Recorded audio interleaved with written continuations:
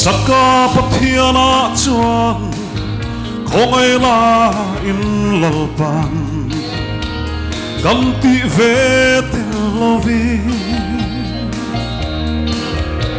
Krista Isua chua bilotlin tirta amakin aro puye min kasai zela Abrahama pathya oh Isaka pathya Zakopa pathya nipo lalpan apial silo Kay bumbang le miswa helbang tri tapo niya Zakopa pathya ngekha Kapathiana nisi Abraham pathiana chuan lalpan ne nakaton malsom na zong te ka Isaka ngekha halral angai le si pathianin tum chop na Hong zire kachana Abraham pathya oh Isaka pathya Zakopa pathya nipo lalpan apial silo Kay bumbang le miswa helbang tri tapo ya Zakopa pathya ngekha kapathiana nisi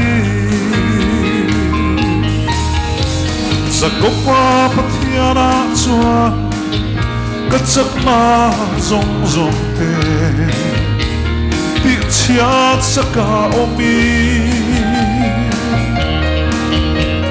lalpacha na chong chu kalopam thiam vena kakemim ti paita nuntam kanina Abraham pathya oh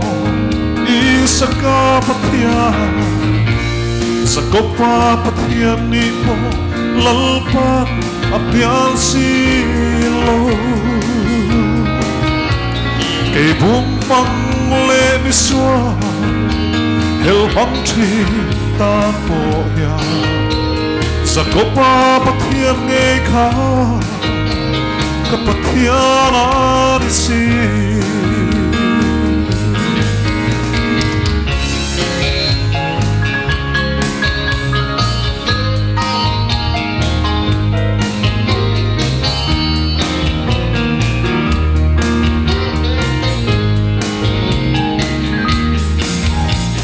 Zakopa pathiana chuan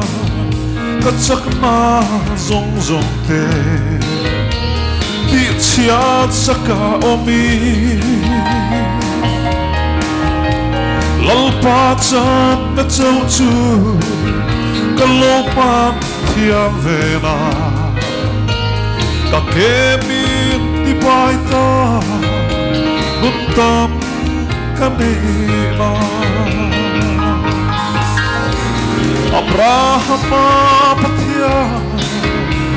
oh Isaka pathya Zakopa pathya nipo lalpan apial silo Kay bumbang le miswa helbang tri tapo ya Zakopa pathya ngekha kapathiana ni si kay bukmang le ni swa hel bang tri ta po ya sa kopa pathian nge kha